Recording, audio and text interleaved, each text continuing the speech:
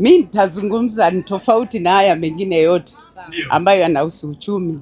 Ndio. Nazungumzia habari. Weka hapa tukusikie. Sogeza. Ngoja kushikia. Nazungumzia habari ya nidhamu, sijui nini. Linaniumiza sana. Hivi hawa ambao wanauza pombe sijui bia au nini, hasa pombe hizi za kizungu. Hivi mwanamke akivaa vizuri ina maana biashara haiendi? Nimeona kwa nasema hivyo kwa sababu utaona mwanamke anavyoenda kufanya hiyo biashara jioni pale, mwanaume yupo na mwanamke yupo, lakini mavazi ya mwanamke kwa kweli yanatisha na yanatia aibu. Sasa mi naona mwanamke unadhalilishwa, halafu unajidhalilisha mwenyewe. Meangalia hata kwa wenye miziki hao wanaofanya miziki, hao wanaopiga miziki, ukiangalia mwanamke ndiye anayedhalilishwa zaidi. Wanacheza mwanamke na mwanaume, lakini ukiangalia hali ya mwanamke kwa kweli inatisha. Sasa leo tunaadhimisha habari ya mwanamke. Mwanamke yupi ambaye anadhalilishwa kiasi hiki? Sasa mama, mimi nalifikisha kwako ili liendelee kutafsiriwa, mkiliangalia kiundani zaidi. Ninajua jibu kwa leo halipo. Kwa sababu nini? Halijatafutwa liangaliwe huko ndani jinsi linavyofanyika.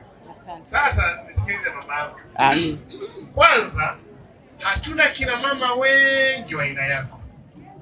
So watu wameongea hapo wenyewe wamekaa tu kimya, maana wanayafurahia hayo mambo. Sijaona makofi kwa mama.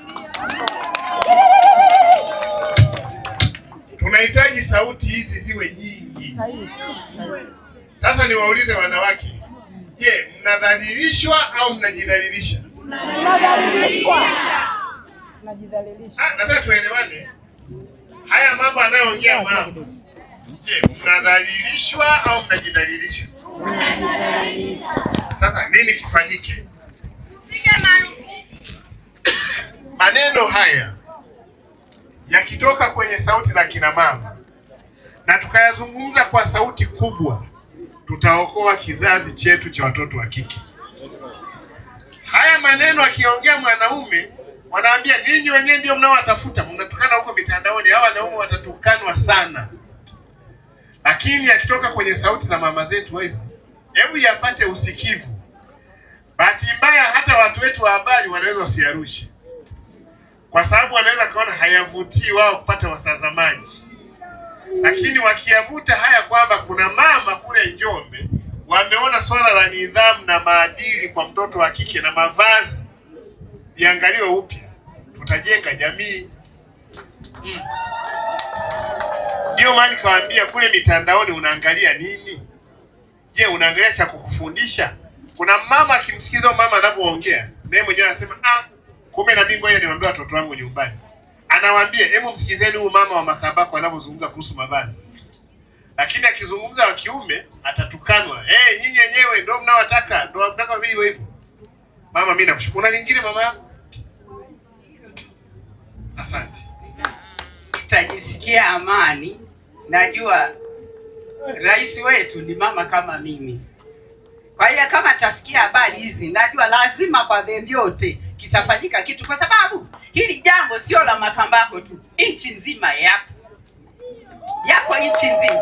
Sasa mwanamke kudhalilishwa kiasi kile, hivi miaka inayosogea itakuwaje? Maana hata hao waliopo ambao saizi wanavaa hivi kama unavyoona wamevaa, ni kwa ajili ya sisi walipotuona. Lakini sasa wanapoendelea kuangalia haya yanayosogea, itakuwaje? Nilikuwa naomba mkalitafakari angalau. Tumelichukua kama wazazi, tunaitafakari kwa pamoja na kila mmoja alipeleke kwenye familia yake. Mabadiliko yanaanza na mimi na wewe. Mama tunakushukuru sana. Mama kule.